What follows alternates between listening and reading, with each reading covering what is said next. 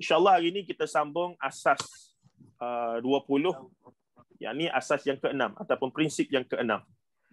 Kalau ikut matan asalnya yang disebut ataupun yang dikumpulkan daripada Al-Imam Hasanul Banna, Al-Usul Sadis, wa kullu ahadin yu'khadhu min kalamihi wa yutraku illa al-ma'sumu sallallahu alaihi wasallam wa kullu ma jaa'a 'anis salaf ridwanullahu alaihim muwafiqan lil kitabi was sunnati qabilnahu wa illa fa kitabullahi wa sunnatu rasulih awla bil ittiba'i walakinna la na'ridul ashkhas fima nakhtalifu fihi بطعن أو تجريح ونكلهم إلى نياتهم وقد أفضوا إلى ما قدموا. Itu dia punya matan.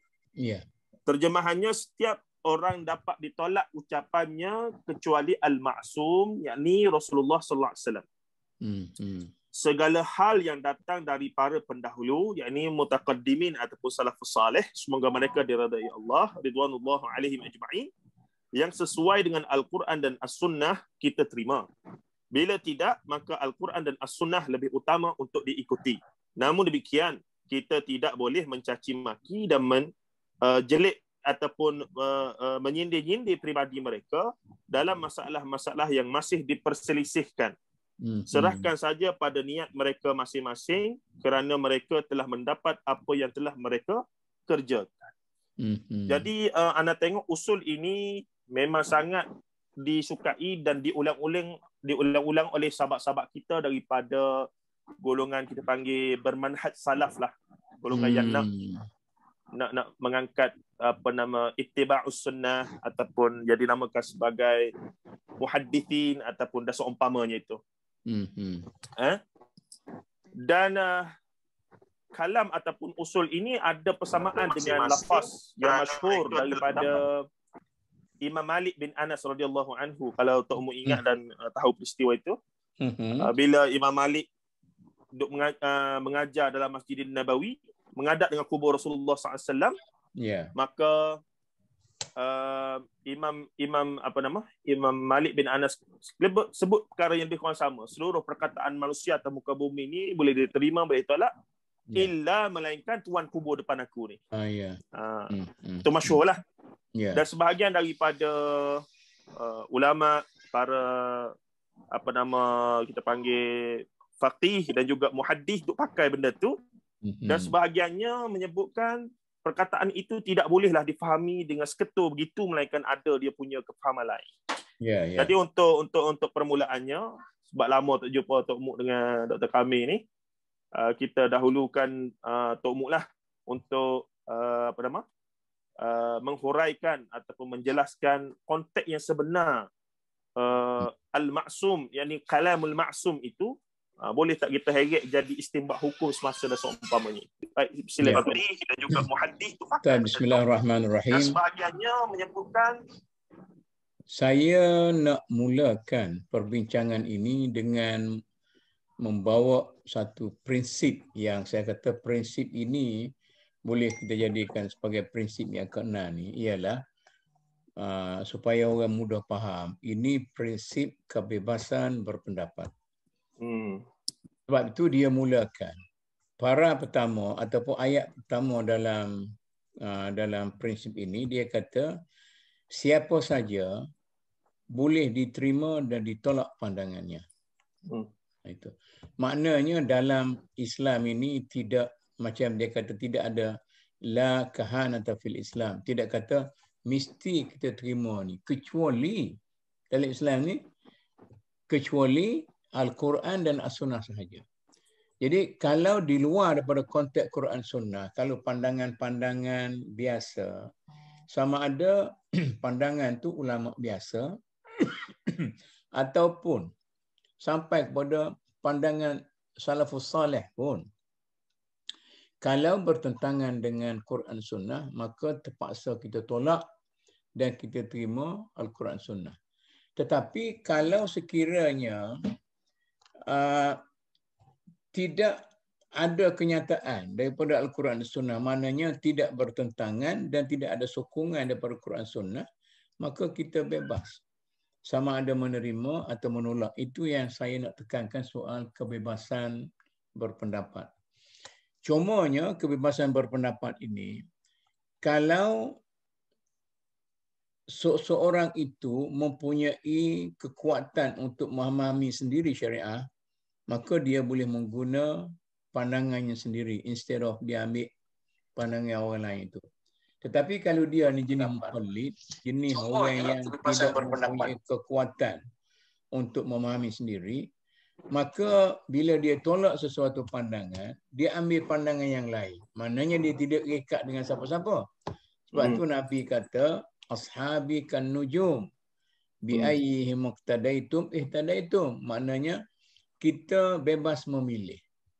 Tetapi kita tetap juga bertaklid dengan para sahabat kita ni.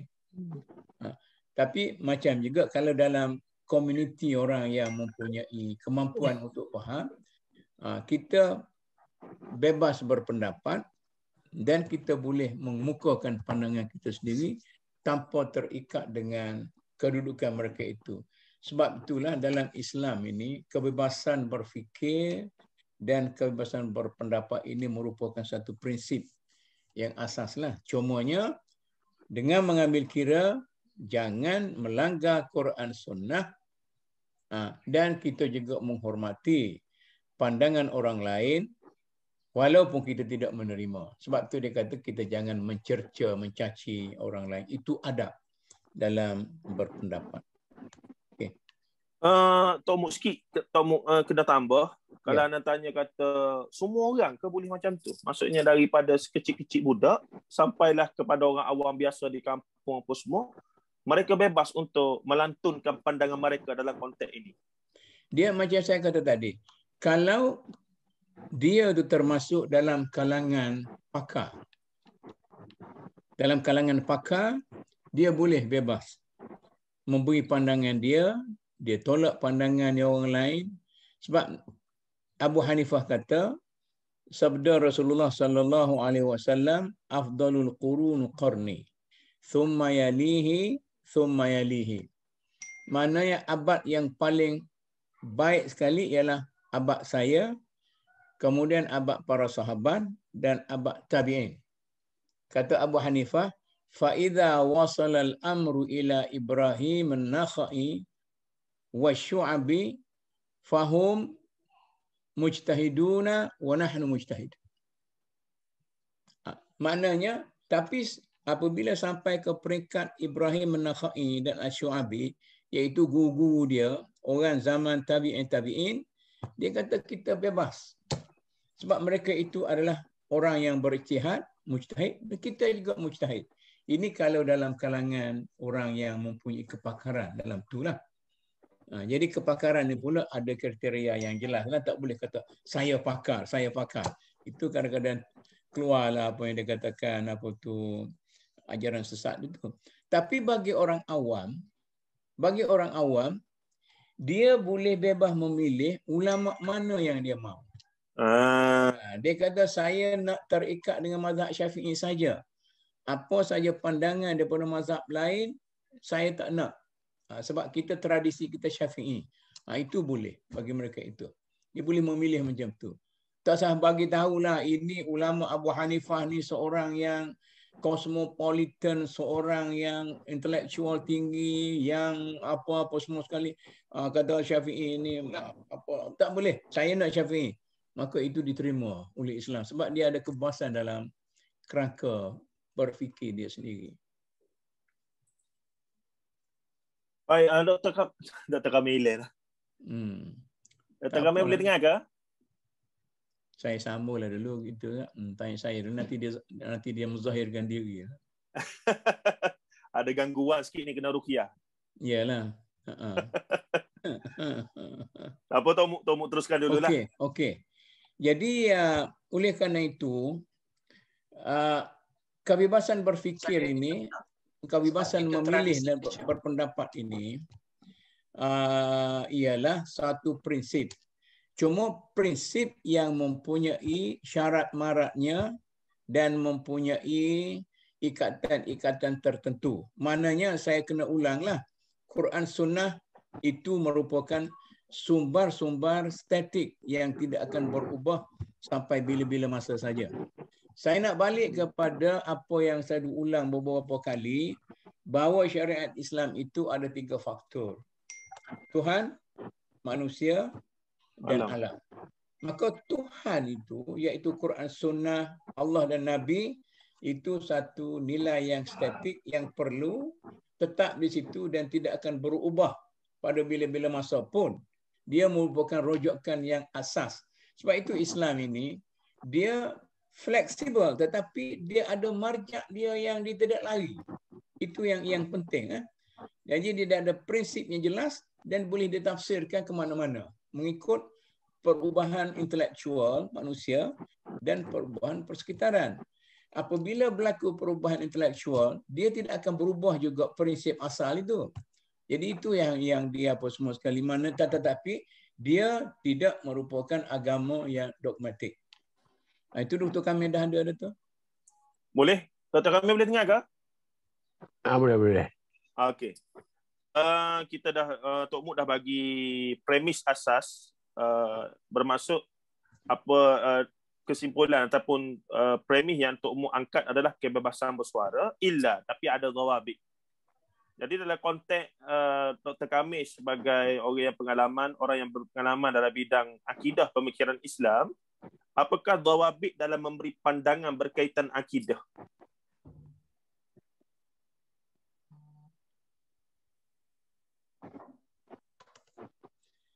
Dengar ke dah? Dia sekali lagi dah boleh. Tak molek ni. Gangguan sikit. Okeylah tu. Cuba. Kena ruqyah sikit. Kena sikitlah. Okey. Asas kebebasan bersuara yang dimaksudkan oleh Tok Muk tadi ada dhawabit lah, ada disiplin dia. Tidaklah secara umum begitu. Tetapi dalam konteks akidah ni benda asas dalam Islam, usul yang mana wajib bagi semua orang tahu. Jadi tapi perbincangan tentang akidah itu sering menjadi polemik hingga menyebabkan menyesat kafir mengkafir tu. Jadi disiplin dalam kebebasan untuk berpandangan dalam isu akidah ni, Dr. Kamil, apa dia punya disiplin ataupun asas yang sepatutnya difahami oleh masyarakat lah?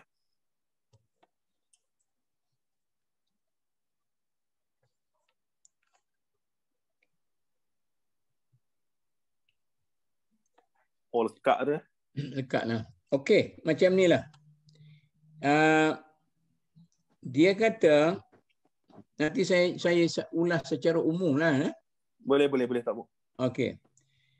Kemudian satu fakta yang perlu ditimbulkan lagi ialah apa yang macam moderator katakan tadi, bagaimanapun kita tidak akan mencerca orang yang tidak sependapat dengan kita. Ini yang cantiknya Islam ini. Jadi para ulama besar pun dia kata, pendapat saya ini saya rasa betul, tetapi ada kemungkinan salah. Dan pendapat orang yang tidak sama dengan pendapat saya itu, saya anggap salah, tetapi ada kemungkinan betul. Dan tak pernah pun mereka itu mencerta sama antara satu sama lain, tidak seperti kita sekarang ni. Belum tentu apa-apa ni kita cerita orang lain dulu. Itu saya rasa itu bukan perangai ulama lah. Malangnya dalam masyarakat kita, mencerca antara satu sama lain ini sudah menjadi nasi makan air minum, menjadi perkara biasa dalam masyarakat kita. Dan mungkin kita perlu mengambil kesempatan daripada perbincangan kita ini, kita perlu mengajak para cerdik pandai dalam bidang agama dalam masyarakat kita, supaya orang-orang agama ini mempunyai satu sifat yang tersendiri yang boleh dihormati oleh masyarakat lain. Tapi saya pun segan juga. Sebab saya antara orang yang banyak mengkritik, terutama sekali institusi-institusi pentadbiran agama dalam masyarakat kita, dan saya haraplah kritik-kritik macam tu tidak termasuk dalam apa yang dikatakan cerca tadi, melondeh orang dan sebagainya. Itu yang sepatutnya berlaku lah dalam masyarakat kita. Sebagaimana saya pernah sebut juga dalam program kita ini, generasi ini seakan-akan faham bahawa mereka akan nampak sebagai seorang yang kritikal bila mereka melontarkan pandangan dengan bahasa-bahasa yang kasar. Maksudnya seolah-olah satu prasyarat, bila tak setuju kena lontarkan bahasa kasar dan seumpamanya. Pada saya tidak begitulah. Sepatutnya berbeza pandangan lah. Tetapi perkataan yang dipilih ataupun ayat yang dikeluarkan itu tidaklah perlu kita bersikap yang disebutkan kurang adab, kurang ajar apa semua tu. Berbeza pandangan, tak ada masalah. Betul. Tetapi difahami, saya melihatlah adik-adik kita ni, sebahagian saya sendiri pun satu masa dulu, kalau tidak berbahasa dengan bahasa yang pedas, yang kasar, yang keras, itu tidak nampak hebat, tidak nampak kritikal. Saya kata ini karut lah, ini satu benda yang karut. Ya. Berbeza pandangan itu tidak semestinya dengan kalimah-kalimah yang begitu. Ya, betul. Kita pergi pada Ustaz Kamil. Ustaz Kamil boleh saya kata? Boleh dengar tu. Yalah, cakap lah, boleh lah, boleh. Tak boleh lah tu. Ya. Dari segi akidah saya rasa, persoalannya kadang-kadang kita tak dapat membezakan mana perkara usul dan asas yang tak perlu kita bertikai. Yang banyak dipertikaikan ialah perkara cabang, perkara forok. Sedangkan perkara forok ini maknanya kita ada kebebasan dan akidah pun. Taklah semua keadaan dalam akidah tu tak boleh nak bincang, tak boleh nak berbeza pendapat. Yang tak boleh berbeza pendapat ialah perkara-perkara yang berkait dengan soal asas, soal dasar. Ada pun soal-soal yang furuk dalam akidah, masing-masing bawa paham masing-masing lah. Tak perlulah kita nak mencerca orang itu, orang ini dan sebagainya. Itu satu perkara yang perlu dipahami bab akidah ni. Ya. Boleh dengar tak? Boleh. Dengar. Kalau Dr. Kamil nak teruskan lagi sedikit.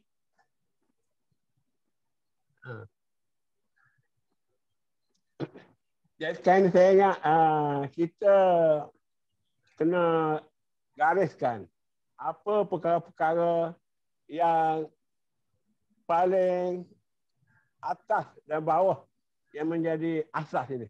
Yang kita tak boleh bincang, yang kita tak boleh lari daripadanya. Tapi dalam perkara yang berkait dengan furuk ini, cerita dajjal ke, cerita tanda kiamat ke, apa-apa ni, ini benda-benda yang siapa nak pegang AA lah, siapa nak pegang BB lah. Dia tak perlulah kita nak merong muka, kita nak bawan, buat lah. Okey. Itu saya sambungkan. Yang Dr. Kamil kata perkara asas itu, itulah perkara yang bersumbarkan kepada Al-Quran dan As-Sunnah. Sebab itu, kalau saya boleh campur sikit lah, pasal hari ni ada handicap sikit kan. Kalau saya boleh campur dalam bidang akidah pun, pada asalnya prinsip-prinsip akidah ini dia tidak lari daripada Al-Quran dan Sunnah. Asas kepada akidah Islam itu Al-Quran dan Sunnah. Qul huwallahu ahad, kemudian sekian.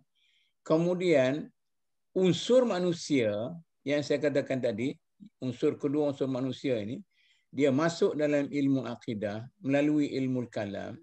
Apabila para ulama akidah itu terdedah dengan falsafah dan mantik Aristo, pendapat Aristoteles, mantik dan falsafah daripada Yunani dan sebagainya, lalu mereka mengambil ilmu yang disebut sebagai ilmu-ilmu moden pada waktu itu untuk memperkukuhkan ilmu kalam itu artinya ilmu yang memperkukuhkan ilmu akidah Islam itu, maka masuk campurlah unsur manusiawi itu. Jadi rendanglah. Jadi itulah lahir ilmu kalam dan sebagainya. Kemudian dalam ilmu kalam itulah ada yang mazhab Basra, ada yang mazhab Kufah, ada Asy'ariyah, ada Maturidiyah. Ini berasaskan kepada perkembangan intelektual manusia dan perkembangan persekitaran. Jadi kalau kita nak sambung, saya nak sambung kepada prinsip asas tadi. Berasaskan prinsip kebebasan berpendapat inilah maka lahirnya perkembangan yang begitu pesat dalam bidang syariat, sama ada syariat itu hukum atau syariat itu akidah. Maknanya dalam Islam ini dia tidak kongko pandangan orang itu, pandangan para ulama terutama sekali.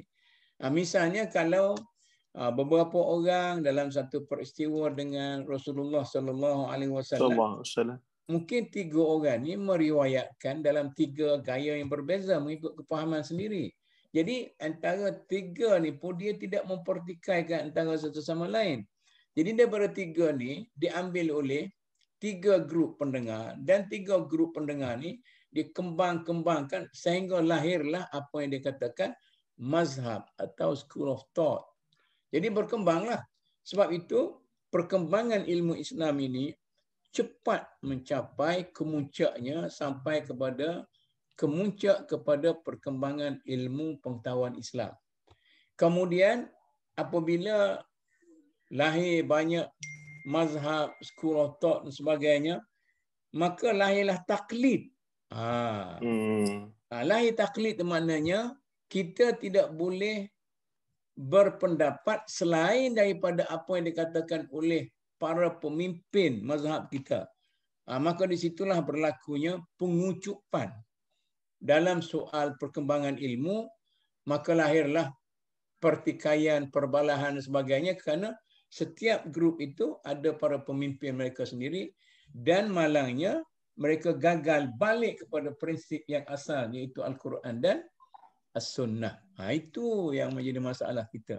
Jadi tanggungjawab kita sekarang ini ialah mengajak masyarakat akademik, masyarakat ilmiah dalam negara kita supaya kita balik kepada usul syariah, Quran dan Sunnah, dan menjadikan pandangan-pandangan dalam mazhab sama ada fiqh ke akidah sebagai literature, ataupun kita kata ni apa tu, literature lah, senanglah, sebagai literature yang perlu kita review. Jadi perlu kita review. Bila kita review, kita ambilkan sajalah apa yang kita rasa betul mengikut pandangan akademik kita, tetapi kita tidak mempertikaikan orang yang kita kata tak berapa sesuai dengan pandangan kita itu. Sebab itu dari segi pandangan yang dikatakan pandangan yang lebih asah, lebih sahih, lebih aula dan sebagainya itu, dia boleh bertukar-tukar. Mungkin pada suatu waktu dia kata hadza wal qaulul asahhu, berasaskan pada waktu itu. Tetapi bila kita balik kepada zaman-zaman yang lain, rupa-rupanya pendapat yang dhaif itu rupa-rupanya okey. Kita kata istinja, kata istinja mudah. Istinja. Adakah istinja itu mesti dengan batu keras, ataupun kalau pakai tisu pun boleh tak? Tapi yang asah pada asalnya ialah batu tu, sebab batu tu kering dan keras, dia boleh membuang kesat. Dia boleh membuang jirim-jirim yang apa tu semua sekali. Tetapi kalau yang kurang kesat, dia kata tak berapa boleh.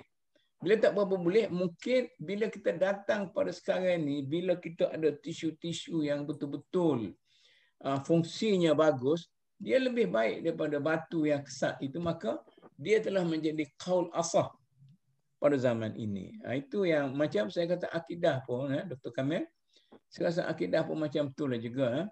Bagaimana kita menggambarkan. Oh, dia kata awak menggambarkan tak betul. Tetapi yang dianggap tak betul pada waktu itu tu rupa-rupanya dengan teropong saintifik kita sekarang ini lebih dekat. Lebih dekat, maka dia sudah menjadi pandangan yang lebih boleh diterima berasaskan kepada perkembangan semasa. Kau macam mana Dr. Kamil?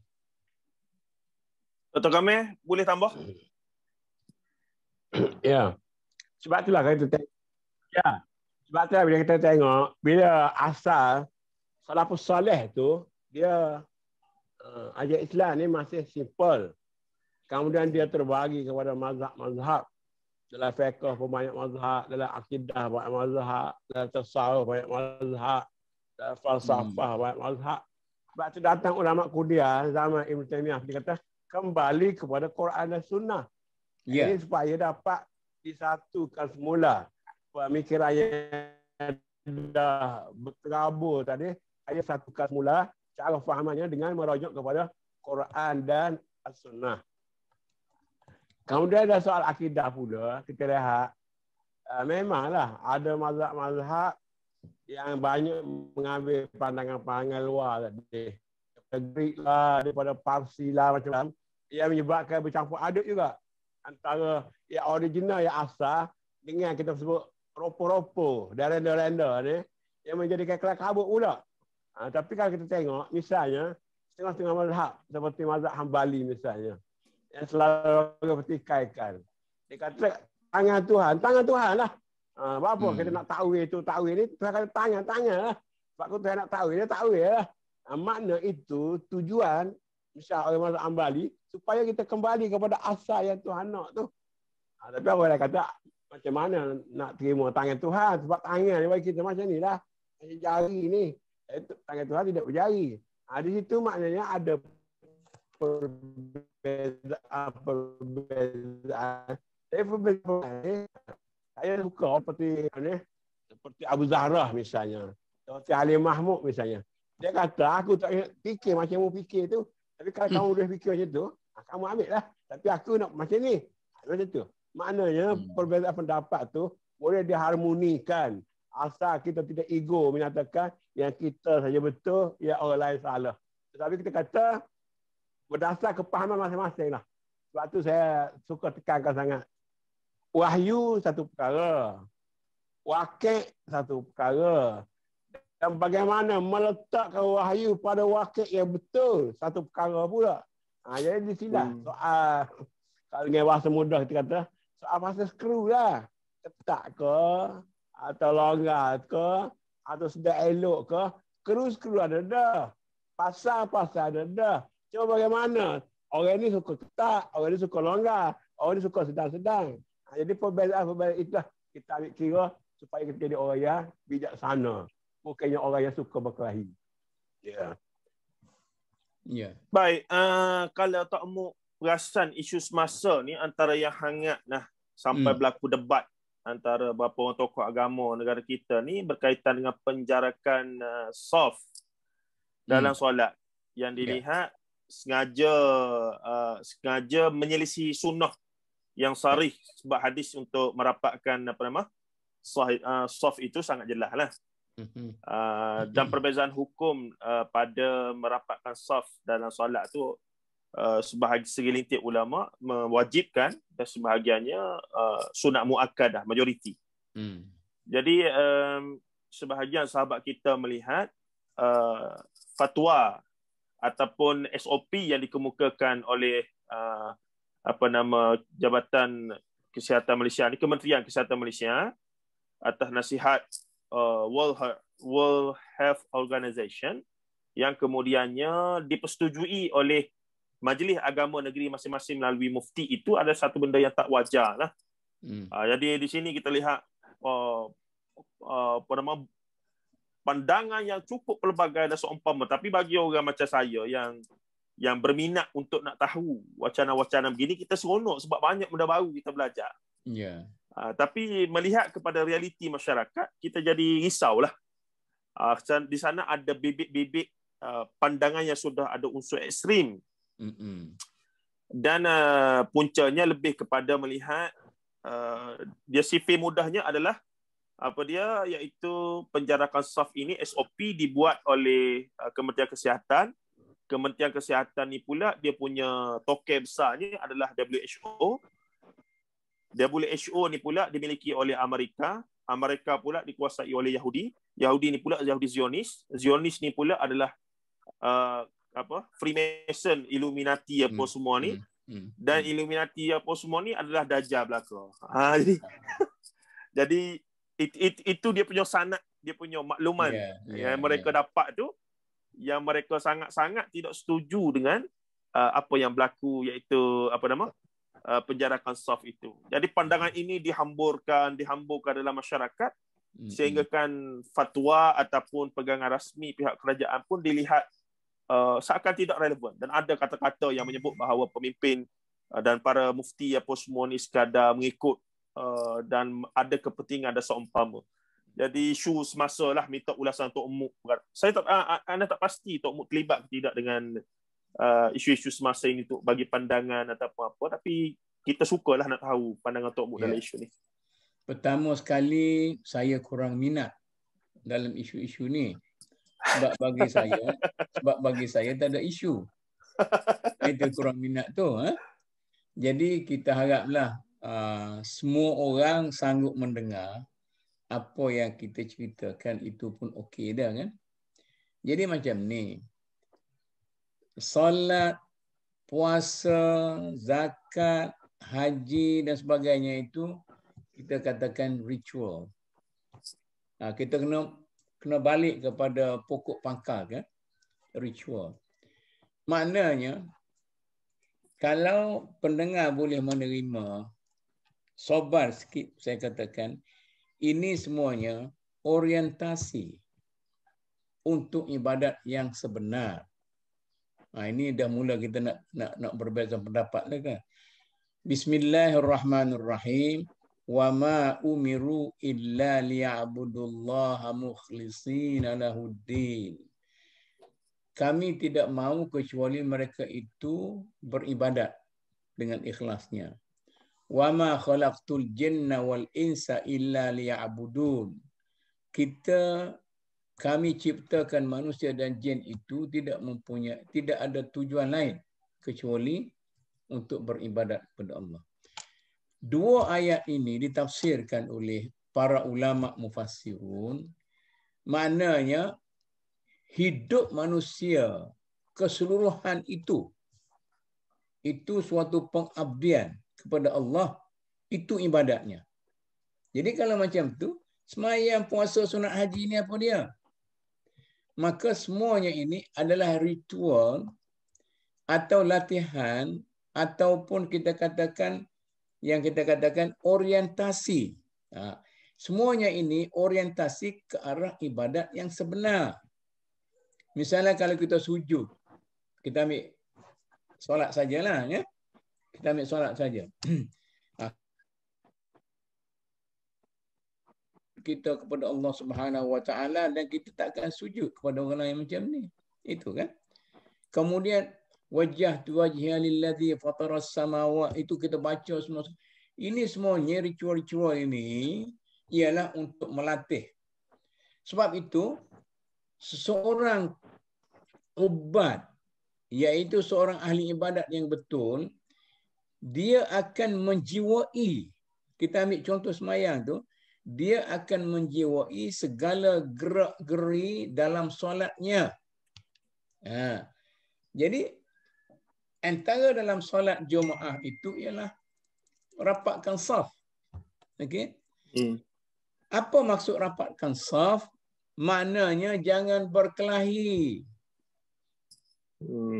Kalau kita renggangkan saf, maka syaitan akan masuk di tengah-tengah. Maknanya kalau kita tidak rapatkan sosial kita, maknanya hubungan antara ibadat dan kehidupan biasa ni sangat rapat.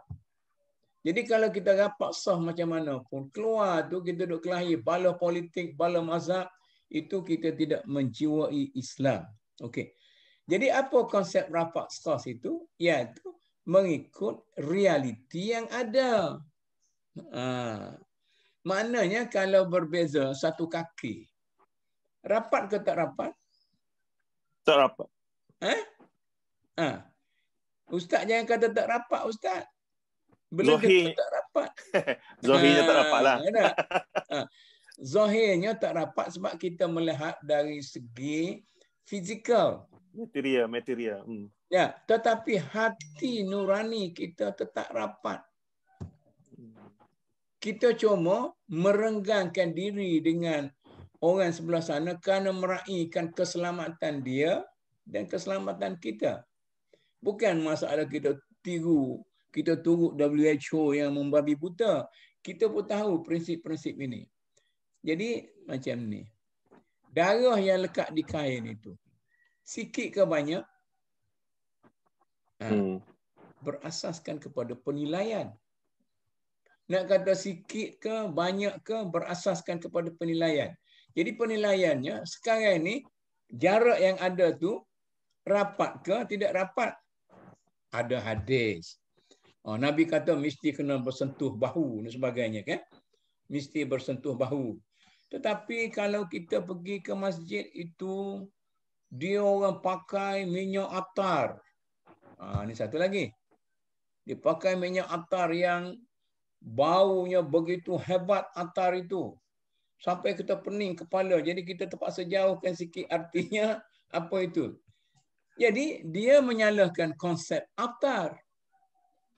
Atar maknanya minyak atar. Atirillahumma qabrah.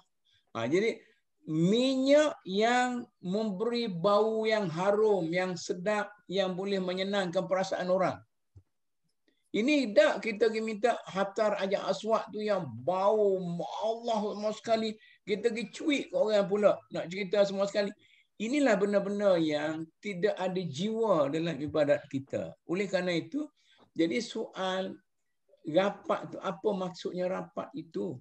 Maksudnya rapat itu ialah kita masih berada di dalam barisan yang sama, masjid yang sama, musalla yang sama, walaupun kita berada dalam keadaan yang kritikal. Tidakkah kita faham, kita ingat salatul khawf, masa peperangan, bagaimana kita solat? Kita solat belakang pun untuk tengok stru datang. Jadi kalau kita faham salatul khawf itu, maka kita boleh faham salatul khawf yang ada sekarang ini. Mana kita berada dalam ketakutan jangkitan COVID. Maka syarat mengelak jangkitan itu, kita duduk sejauh itu. Maka kita masih rapat secara maknawinya. Kita masih rapat. Syarat sah sembahyang itu, pakaian yang kita pakai itu tidak nampak, tak ada lubang. Kita pakai pelekat cap gajah. Kalau terletak dekat muka ni, nampak. Nipis. Nampak. Jadi, cuba kita khayalkan. Kain zaman Nabi itu, ada lubang tak ada lubang? Kalau kita pakai macam kain kita tu macam guni gula. Mesti ada lubang kalau tengok macam tu. Tapi maknanya, tak nampak tu pasal dalam uruf itu.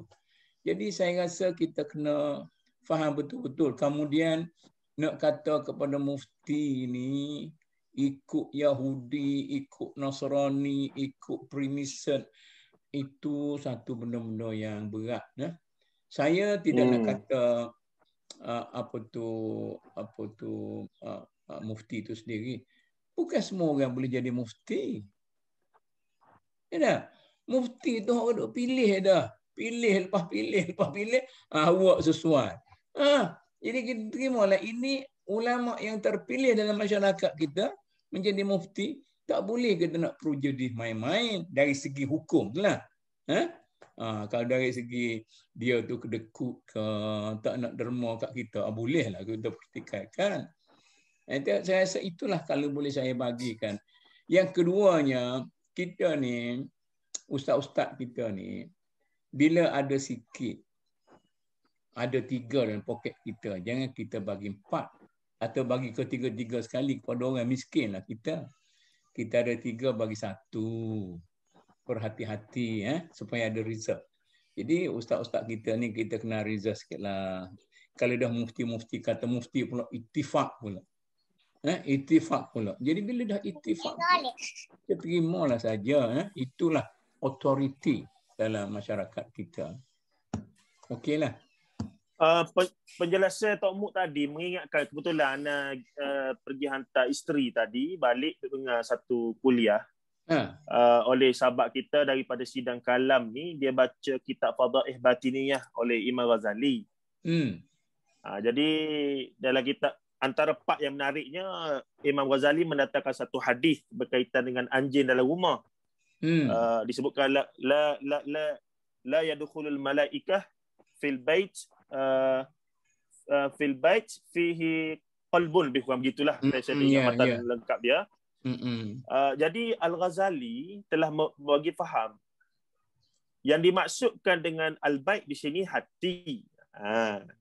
Dan juga qalbun, kalbun, bukan qalbun hati tak. Kalbun, yakni anjing-anjing itu adalah sifat-sifat mazmumah. Sombong, cemburu, dengki, ujub, apa semua tu. Jadi Al-Ghazali kata antara wajah lain nak faham hadis ni, kita boleh faham dengan bahawa rumah tu hati kita, dan bila dalam rumah tu ada anjing, yakni sifat mazmumah, maka malaikat tak masuk. Subhanallah. Ya. Betul. Tapi Ghazali kata, sebab dia nak bahas tentang batiniyah.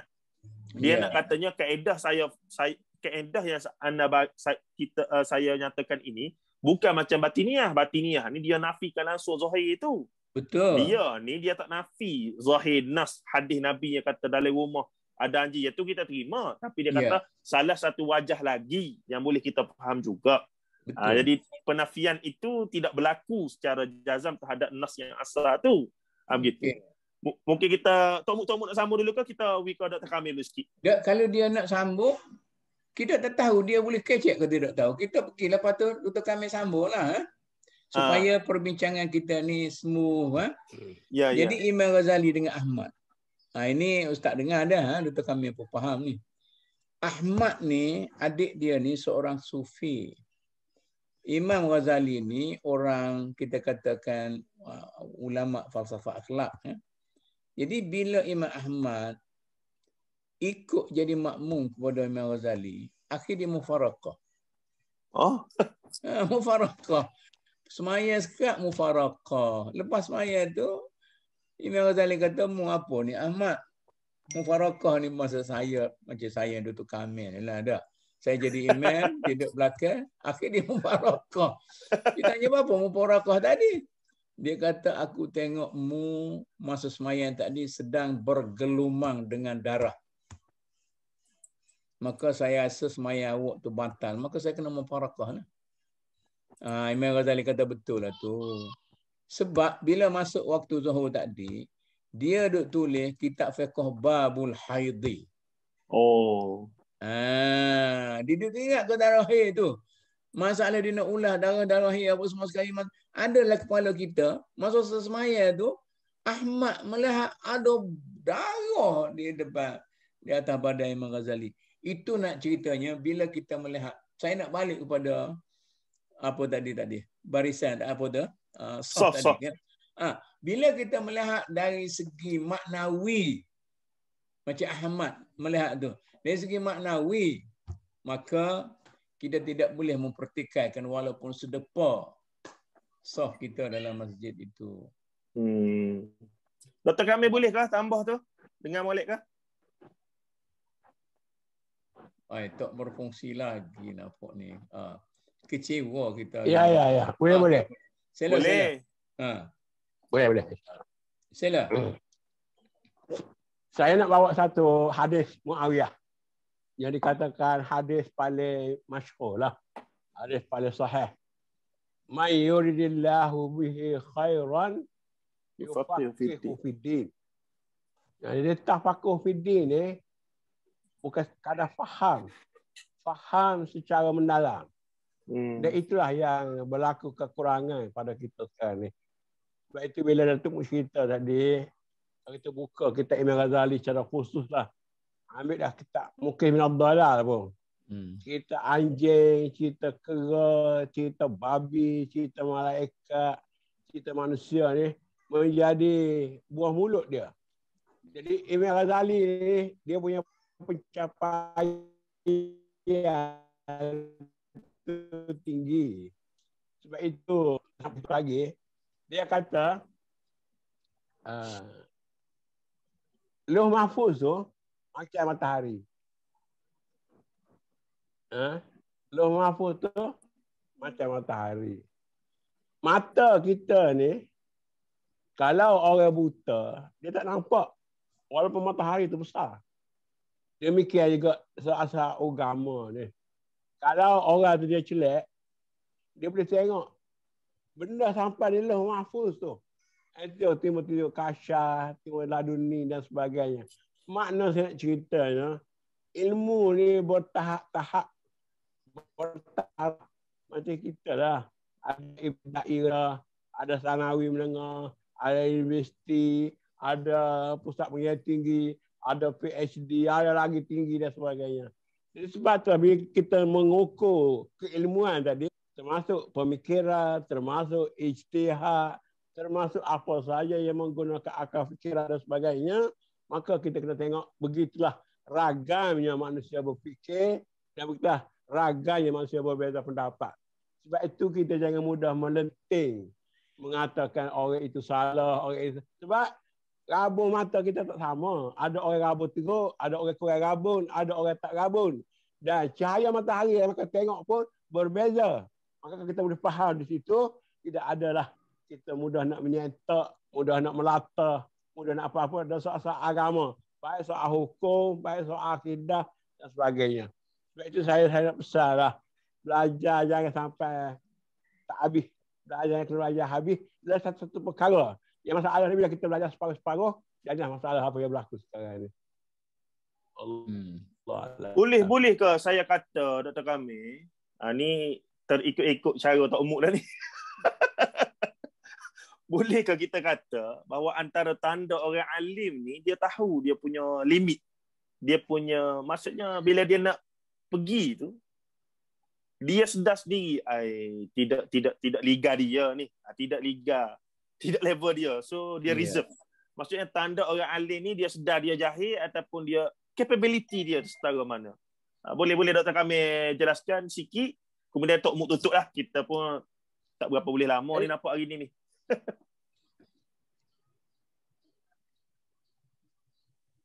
Dalam ilmu agama macam ilmu dunia lah.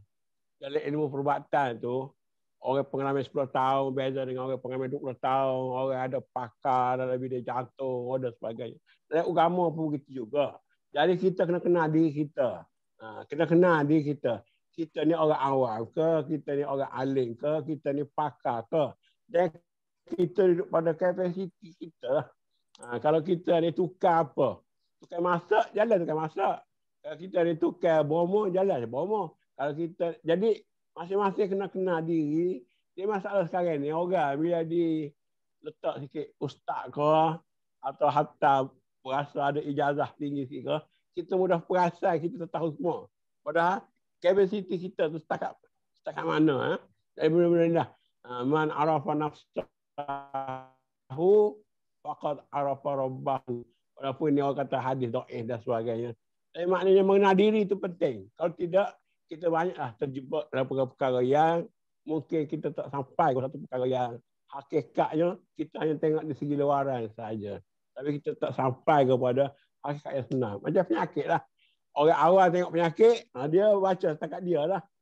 So orang siapa, hatu ni, sihir tu, sihir ni. Tapi kalau orang tahu benda tu penyakit apa, dia tahu dengan kepakaran yang benar, maka dia punya persepsi berbeza. Hak agama pun begitulah. Daripada sekecil-kecil masalah sampai ke besar-besar. Jadi sebab itulah saya selalu nak mengingatkanlah supaya kita ustaz-ustaz ni kita kena banyak fikir dan mendalam sikit pemikiran kita sebab masyarakat kita sekarang bukan lagi masyarakat macam zaman dulu lah. Boleh kata 2x24, 4x28 begitu saja. Masyarakat kita sekarang dah berbagai-bagai macam pelangi, berbagai-bagai warna. Ada yang barat, ada yang timur, ada yang Arab, ada yang Inggeris. Ada Melayu, ada tempatan, ada luar negeri. Kita punya rencam sangat. Dan kerencaman ini sebenarnya satu kekayaan jika kita pandai menggunakannya. Kalau tak pandai menggunakannya, dia menyebabkan kita mudah hancur dan lemah. Allah Alam. Baik, Tok Mok boleh tambah dan konklusi tu lah. Kita terpaksa berhenti awal sikit hari ni. Sebab tak selesa dengan sedikit ke gangguan ini. Ya. Jadi kalau saya nak sambung sebenarnya, ilmu ni sama seperti iman. Dia ada kemanisan dia. Halawatul iman itu orang tahulah tu, hawalatul ilm. Kemanisan tu. Jadi kita ni bila kita belajar, mula-mula tu kita rasa tahulah kita ni. Kemudian bila kita belajar sekali lagi, Allah lagu ni. Lepas tu belajar sekali lagi, Allah lagu ni. Maknanya makin kita belajar, makin kita rasa tak tahu. Rupa-rupanya ilmu itu ibarat lautan yang luas. Jadi kita mula pada Pak Cetek ni, kita rasa okey dah, saya sudah berada di laut. Tapi sebenarnya kita baru berada di pantai. Dia pergi sikit lagi, kita panggil laut dalam. Laut dalam. Maknanya masih lagi di pesisiran.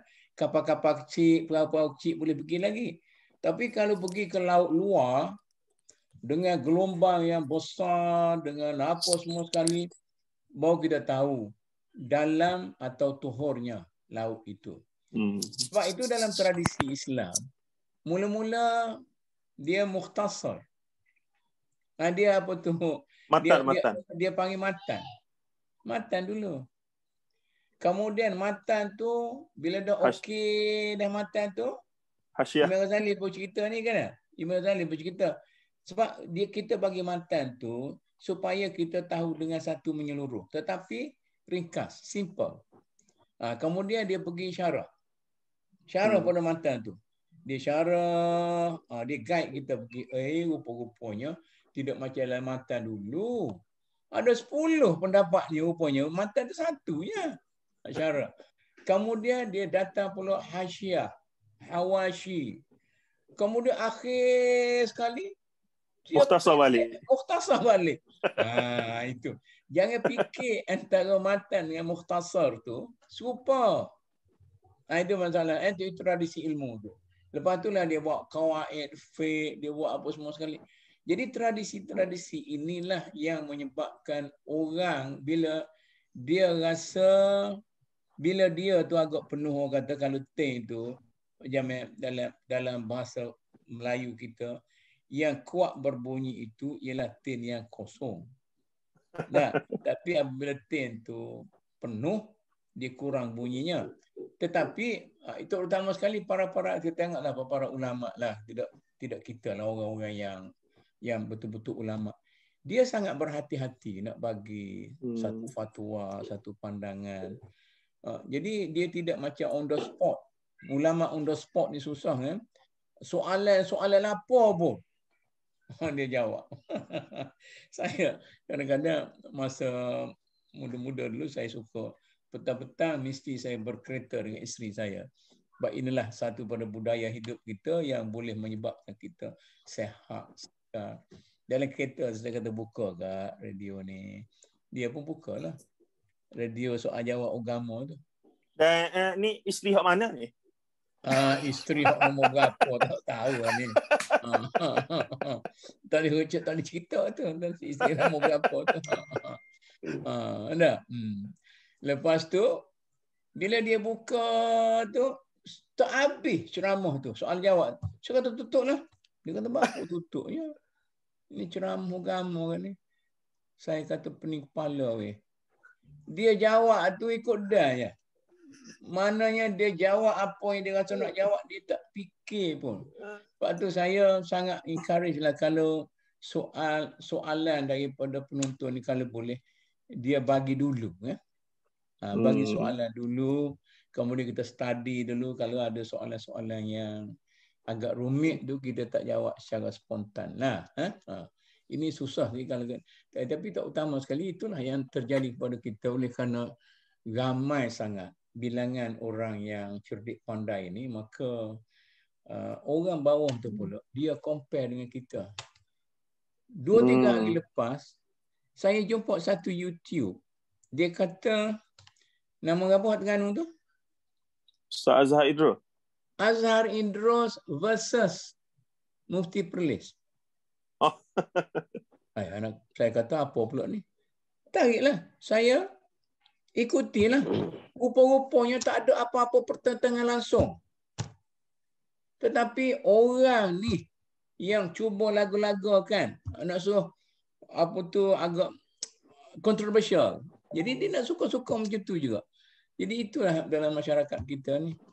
Dia kadang-kadang kalau yang macam tu apa nama content, dia panggil content creator ni. Orang nak cari laba melalui video-video di YouTube ni. Sebab YouTube tu kalau view dia tinggi tok mok, YouTube akan bayar iklan apa semua tu. Orang cari PT kat tu lah ni. Sekarang ni. Jadi meletakkan tajuk-tajuk yang memperlihatkan pertentangan apa semua tu menarik minat orang untuk klik dan lihat, dan akhirnya iklan apa yang duk lalu bila kita tengok YouTube tu ada dia punya bayaran kepada pemilik akaun tu. Jadi bisnes lah ni ya. Bisnes. Cuma saya teringat tahu nak share sikit sebelum kita berhenti ni. Satu masa dulu saya keraplah juga ke TV Hijrah apa semua. Dan bila producer ni boleh tengok kita boleh bercakap depan TV. Jadi dia sukalah dia tengok kita petah bercakap apa semua betul begini. Tapi satu benda yang dia tak tahu, kita petah bercakap dalam bidang yang betul-betul kita rasa kita yakin penguasaan dia itu. Betul. Tapi bila tengok kita ni nampak boleh bercakap depan kamera pun pandai sikit jeling-jeling kamera tu. Minggu depan dia panggil pula. Saya tanya tajuk apa? Dia pun kata tajuk sekian-sekian. Saya kata minta maaf, tajuk ni saya tak berani cakap. Dia tidak. Saya baca pun tak banyak bidang ni. Adalah maklumat sikit tapi tak boleh. Ada orang lain yang lebih. Masa tu saya ingat Syekh Al-Buti ataupun Syekh Wahbah Zuhaili baru meninggal dunia. Jadi diminta bercakap tentang tokoh tersebut ni, cerita 5 tahun lepas lah. Saya kata lagipun di Malaysia ni anak murid pada Syekh Buti ataupun Syekh Wahbah Zuhaili ni ramai. Boleh salah mulut saya bercakap nyanyi. Iyalah. Okey, dia kata tak apa. Gini, saya bagi nama orang-orang yang saya tahu dia menulis, bahkan dia pernah belajar dengan Syekh Al-Buti. Dengan Syekh apa nama Wahbah Zuhaili almarhum rahimahullah taala. Lepastunya minggu depan dia WhatsApp lagi. Ni producer ni bila dia kenal kita ni. Dia WhatsApp lagi, dia kata, "Ustaz, free tak sekian-sekian, nak minta sekali lagi." Ni. Saya bagi jawapan yang sama. Topik yang dibincangkan ini, tokoh ini, saya tak baca banyak, saya tak menulis pasal dia apa semua. Jadi lepas 2 kali tu dia tak panggil langsung dah. Maksudnya saya faham sekarang. Saya faham sekarang mereka ni memang ialah kerja mereka cari orang untuk memenuhi slot mereka itu. Dia tak kira dah orang ni bidang apa, latar belakang apa, kemahiran apa. Itu CV apa. Dia kira boleh cakap, tak ada isu kontroversi cok apa-apa gitu begini. Marilah duduk depan tu bercakap lah. Itulah yang saya tengok. Patutlah yang ialah kadang-kadang kita tengok pun kita tahulah kualiti sesetengah yang berbicara itu. Ni tak study langsung selain daripada tak baca langsung. Ni mari duduk cokoh tu baru tanya soalan apa ni kita nak bincang. Jadi isu begitulah Tok Mun. Tapi harganya adalah tak kena panggil lah kitanya. Tak apalah. Tak apa. Tapi at least kita selamat daripada bercakap benda yang kita pula khidmat ilmu. Kita tak wajar bercakap lah insyaAllah. Boleh Dr. Kamil. Dr. Kamil. Boleh cakap ke? Dr. Kamil boleh tambah 1 minit lagi? Ya. Okey, tak apalah. Yalah, balik tadi lah.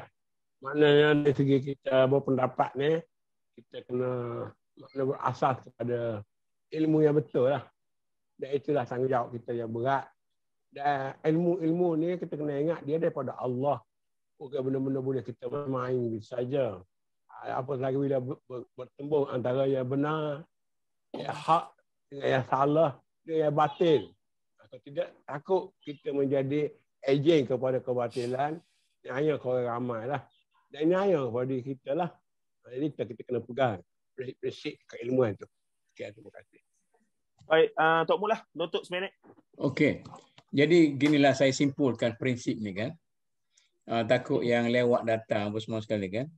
Jadi prinsip kita yang ke-6 ni kan. 6 ni kan. Yang ke-6 ini. Ya, 6. Ialah bahawa Islam sangat-sangat menghormati kebebasan berpendapat. Ya. Kebebasan bersuara. Tapi bersyarat.